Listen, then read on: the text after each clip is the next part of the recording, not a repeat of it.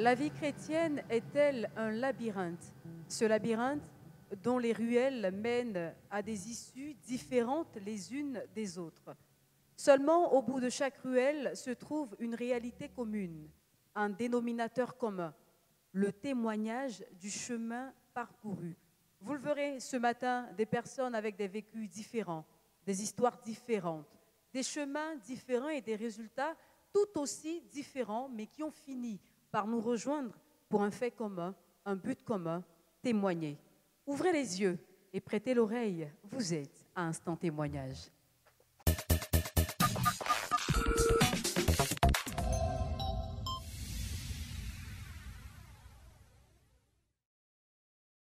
J'ai eu le temps de recevoir sur ce plateau le premier témoin de cette émission, le diacre Menti. Bonjour. Bonjour Prisca. Vous allez bien? Très bien. Bienvenue. Merci. Vous êtes là pour nous raconter ce que le Seigneur a fait dans votre vie. Nous vous écoutons. Merci Prisca. Bonjour papa. Bonjour maman. Bonjour au peuple de Dieu. Je suis là pour témoigner les bienfaits de Dieu à l'endroit de moi-même et de ma famille. En effet, en 2021, je représentais la boîte dans laquelle je travaille à Kanyowa comme mon directeur départemental. Et en août de la même année, j'ai été muté contre toute attente. Et là, je suis muté à Kubli. Donc, quand je regardais le problème, en réalité, on dirait que c'est normal, puisqu'on ne m'a pas rabaissé au plan de vue de la fonction. Je demeure toujours directeur départemental, mais compte tenu de mon ancienneté dans la fonction qui faisait plus de 10 ans, moi-même j'ai trouvé anormal cette mutation dans cette localité. Donc, j'ai vu qu'il y a quelque chose qui n'allait pas. Parce que j'ai vu en cela un rabaissement. En quelque sorte, on me poussait dans les oubliettes. Donc, je n'ai pas accepté cette mutation. C'est ainsi que, pour faire court, j'en ai parlé à papa. Et le dimanche soir, à la fin de la CDAM 2021, papa m'a reçu dans son bureau. Il a déclaré juste un mot sur ma vie et je suis rentré à Kubli. Ça n'a pas fait un mois. Et effectivement, tel que papa l'a dit, j'ai été muté. À nouveau, disons pratiquement après 3 mois, j'ai été muté à nouveau au siège de la structure où je travaille.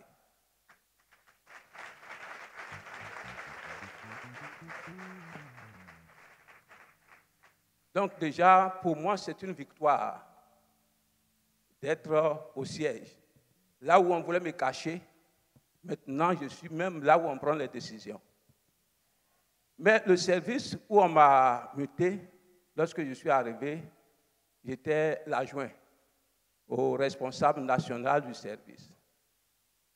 Et donc, prenant conscience de ces choses-là, que mon sang a dû travailler à ma défaveur, j'ai commencé à prêter vraiment attention et à mettre en pratique tout ce que papa et maman disaient, nous donnaient comme instruction.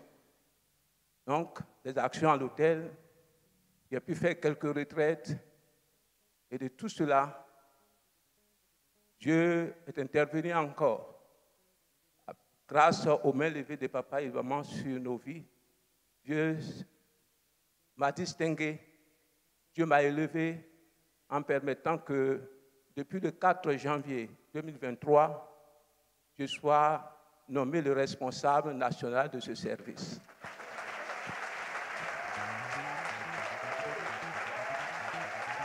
On va permettre à tout le monde d'ovationner le Seigneur.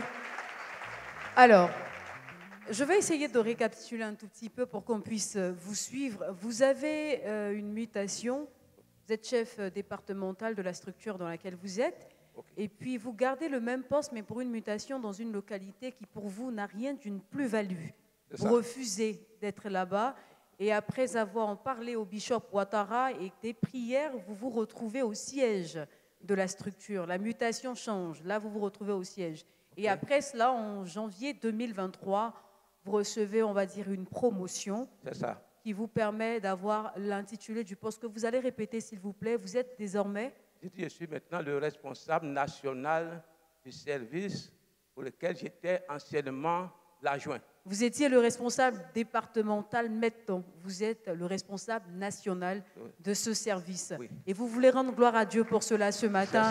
On va permettre à tous ceux qui nous suivent sur les réseaux sociaux, sur Miracle TV+, et ceux qui sont en présentiel d'ovationner le Seigneur. Diac Menti, c'est la raison pour laquelle vous avez été sur ce plateau ce matin. C'est ça. Est-ce que vous avez un dernier mot, quelque chose à ajouter pour qu'on termine avec vous? Oui. Bon, la leçon que je tire de cette situation, c'est qu'il a fallu que j'aie un père capable de changer ma situation, de lever la main sur ma vie pour que ma situation soit changée. Sinon, tel que ça a été décidé, je ne vois pas comment est-ce que je pouvais sortir de là-bas. Il faut, pour signaler combien la chose était, je pourrais dire même peut-être démoniaque, c'est qu'après qu'on m'a fait sortir de cette localité-là, le poste à cet endroit a été supprimé. On n'a plus envoyé de remplaçant là-bas. Donc, pour dire qu'il a fallu la main de papa pour qu'on me sorte de là-bas. Si c'était bon, on aurait envoyé quelqu'un pour me remplacer. Mais si on n'a pas trouvé quelqu'un pour me remplacer à ce poste et qu'on l'a supprimé après que je sois sorti, c'est que c'était une action pour me rabaisser véritablement. Donc, je vais dire vraiment merci à papa pour sa main levée sur nos vies. Merci à maman.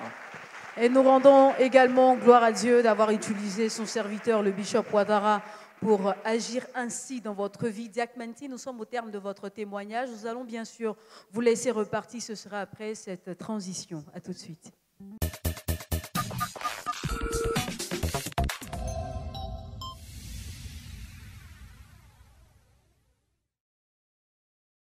Retour donc sur ce plateau. Le diacre Menti a parlé de ce que le Seigneur a fait pour lui. C'était un diacre qui était sur ce plateau et là je reçois un pasteur qui est accompagné de son épouse, le pasteur Avel Kofi. Bonjour pasteur. Bonjour Prisca. Voilà.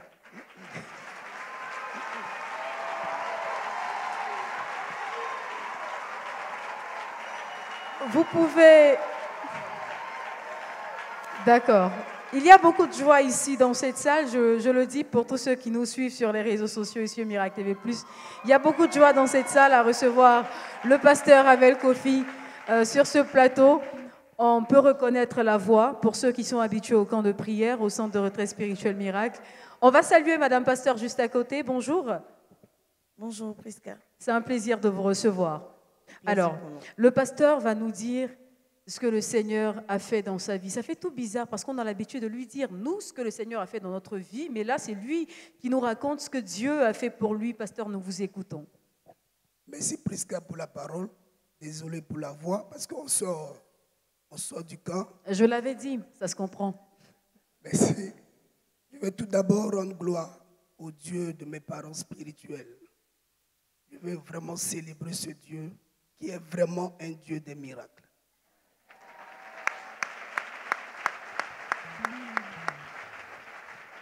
Allez-y. Je veux célébrer l'outil, l'instrument que sont nos parents spirituels.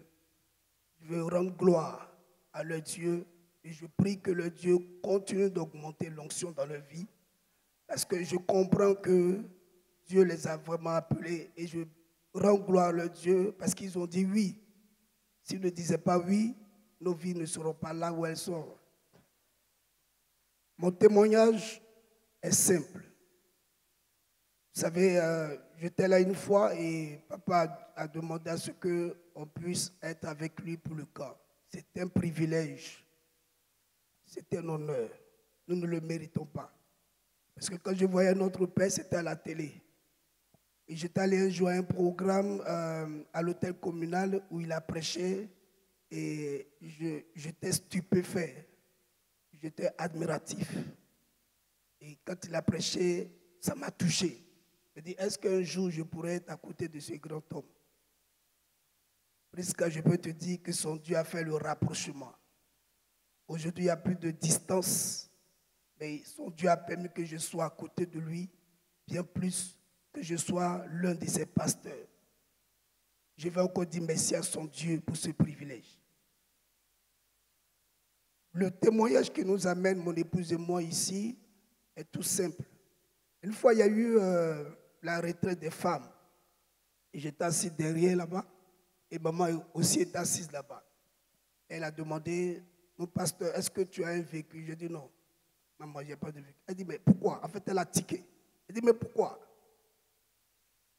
Mon Dieu est capable. Il est capable. Mon pasteur, on prie pour tout. Cette parole m'a marqué. Cette parole m'a touché. Quand maman a dit ça, j'ai dit, waouh, c'est qu'on prie vraiment pour tout.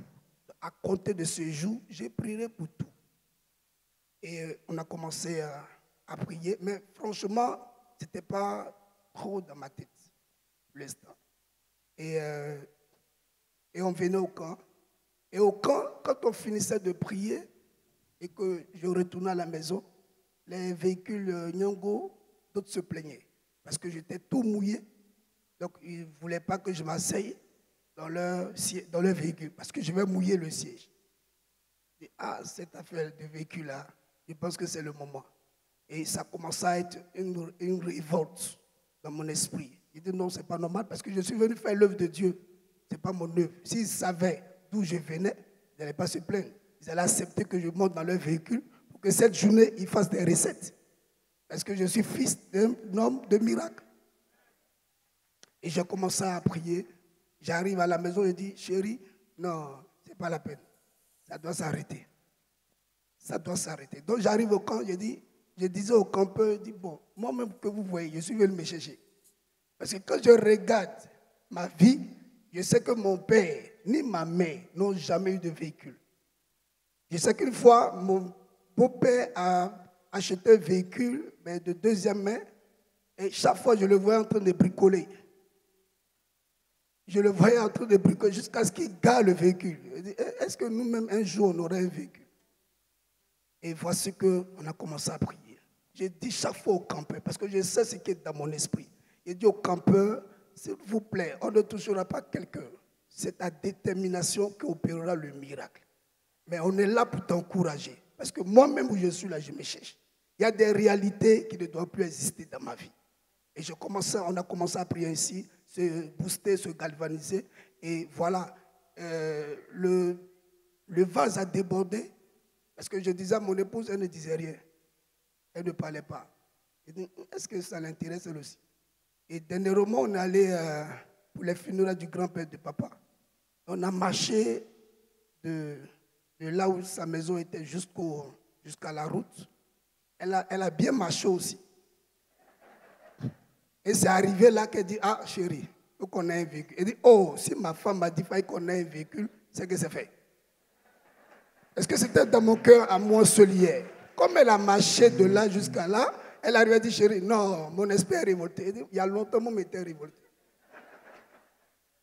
Et il n'y a pas, je crois que ça ne fait pas quelques semaines.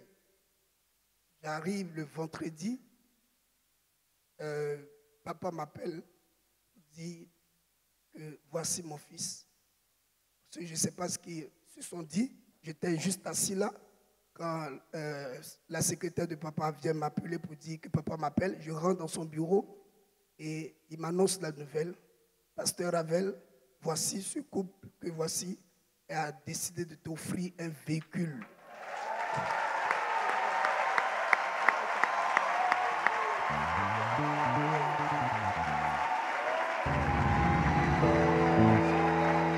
D'accord, on est...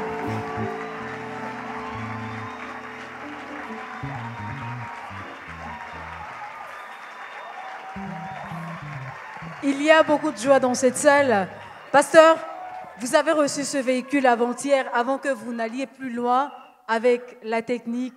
On va découvrir ce présent venu de l'Éternel par les mains de son serviteur, le bishop Ouattara. Si la régie est prête, on va regarder un élément vidéo. You do not lie, you do not fail. What is hard for you to do? It doesn't exist.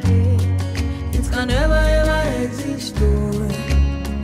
You do not lie, you do not fail. What is hard for you to do? It doesn't exist.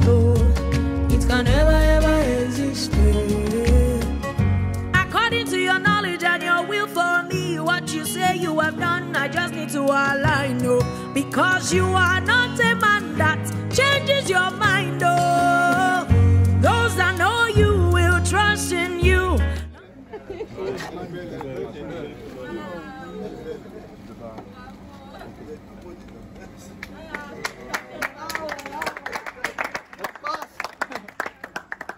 Mets la main dessus. Tu es établi dans cette voie. Tu prononces ton nom 3 fois. Kofi Moni Jerry Ravel. Ok. Kofi Moni Jerry Ravel. Ok. Kofi Moni Jerry Ravel. Ravel, tu es établi dans ce véhicule qui est livré au Seigneur. La sécurité de Dieu est sur ce véhicule, afin qu'il n'y ait aucun incident, aucun accident. Les nouveaux chauffeurs font souvent des accidents, tu n'en feras pas. Amen. Au nom de Jésus-Christ. C'est de l'émotion sur ce plateau. Voilà, c'est beaucoup d'émotion sur ce plateau et également dans la salle. Vous pouvez le remarquer, le pasteur Ravel, en tout cas, est vraiment apprécié dans cette église ambassade des miracles. On va demander l'indulgence de tous nos téléspectateurs de la télé qui transforme et tous ceux qui nous suivent sur les réseaux sociaux. C'est ce qu'on appelle les aléas du direct. Hein. C'est la joie que vous voyez déborder sur ce plateau. Pasteur, voilà, on va se reprendre. Vous avez réussi à m'arracher quelques larmes quand même. Hein. Voilà. J'ai vraiment envie de vous demander ce que vous ressentez. C'est vrai que ça se traduit au travers de votre regard, mais on va dire que c'est tout le témoignage qui est là. Est-ce que vous avez quelque chose à dire avant qu'on passe le micro à votre épouse? Je veux véritablement dire que ce véhicule n'est pas venu au hasard. Parce qu'en fin d'année, notre Père a l'habitude de dire de bâtir des hôtels avant de rentrer dans la nouvelle année. Premier fait, un fait marquant, c'est que sur mon calendrier, j'ai marqué avant la fin du mois de mars, il fait que le Dieu de mon Père me donne un véhicule par miracle.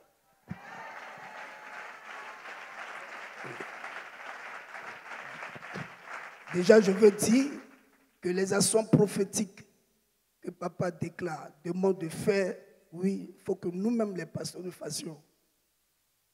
Donc, je l'ai fait. Deuxième fait, c'est qu'à la fin, le 31, j'ai dit à mon époux, avant le 31, chérie, je vais dire le montant pour aider aussi mes collègues, mes frères pasteurs. Parce que j'ai constaté aussi que les pasteurs, nous ne donnons pas. C'est pour nous aider. Deuxième fait, c'est que j'ai dit, chérie, avant la fin le 31, là, nous allons donner à Dieu 1 million.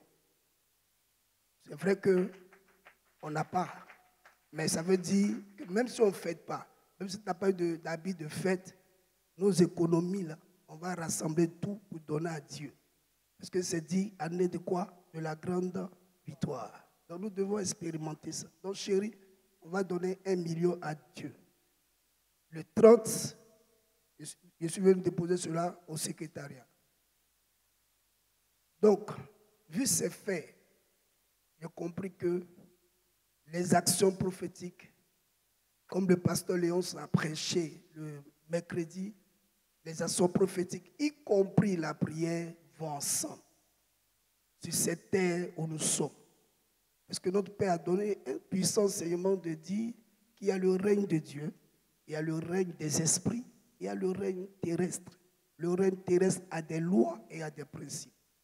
Et je veux encore pour finir rendre gloire à Dieu pour la vie de notre Père et de notre Mère, à qui Dieu a donné ces révélations afin qu'il nous les communique et que nous puissions les approprier, nous l'approprier et proclamer afin que cela soit accomplissement. D'où le miracle. Amen. Bon, mais je suis choqué. C'est pourquoi j'ai les larmes. Parce que je ne m'attendais pas. D'accord. Merci. Merci, pasteur. Madame Kofi, Madame Pasteur, alors, on va vous arracher un tout petit mot quand même. Il a fallu que vous marchiez un peu quand même pour vous révolter, selon le pasteur. Quelles sont, j'ai envie de dire, vos impressions après tout ce que le Seigneur a fait dans votre vie? Prisca, merci pour la parole. Je veux d'abord célébrer la vie de notre Père et de notre Mère. Vous savez, moi, j'ai l'habitude de dire que sans eux, je ne suis rien. Parce que si aujourd'hui je suis mariée, c'est grâce à ma mère qui a bataillé. Vous savez, c'est une grande dame en fait. Je veux encourager les dames d'être auprès d'elle et de l'encourager dans sa tâche. Parce que grâce à maman aujourd'hui, j'ai un époux. Et je me rappelle, je donne presque, excuse-moi, juste un petit témoignage. Quand je travaillais, je voulais payer une voiture. Et quand j'ai acheté la voiture, en fait, quand j'étais prête à acheter la voiture, et les réclamations m'ont réclamé. Un client qui est venu auprès de moi qui me disait comme ça, qui disait, ah oui, les conteneurs, oui, les voitures arrivent, les voitures sont là. Et je me suis approchée du client en disant, monsieur, vous vendez des voitures, je veux payer des voitures. Et le monsieur a pris mon argent. Jusqu'à aujourd'hui, je n'ai pas eu la voiture. Et comme ça, maman me disait, mais Lisa, pourquoi est-ce que tu ne m'as pas dit? Et ça, c'est un petit point. Quand on doit faire les choses, il faut qu'on avertisse nos parents spirituels. Et aujourd'hui, là, je ne travaille pas, mais Dieu permet que j'ai une voiture. Mais je veux vraiment leur dire merci pour tout ce qu'ils font pour nous. Tout ce qu'ils font pour nous. Que leur Dieu les bénisse et Amen. les élève davantage. Amen. Amen. Merci beaucoup. Merci, Madame Pasteur. Il aurait pu dire que je suis pasteur et compter sur son titre pour se permettre certaines choses, mais il le dit, pour ceux qui sont habitués au camp de prière, lui-même, il se cherche dans la prière quand il aide ceux qui viennent au camp à également se chercher. C'est un langage ivoirien que les Ivoiriens vont comprendre certainement, mais ce qui veut dire qu'il se bat également dans la prière pour sortir de certaines réalités. Et ça a été la preuve aujourd'hui qu'il vienne témoigner. Aujourd'hui, sur ce plateau, Instant Témoignage, en compagnie de son épouse, un grand plaisir, Pasteur Havel, de vous avoir reçu dans cette émission Instant Témoignage. Je vais vous laisser repartir, mais ce sera bien sûr après cette transition.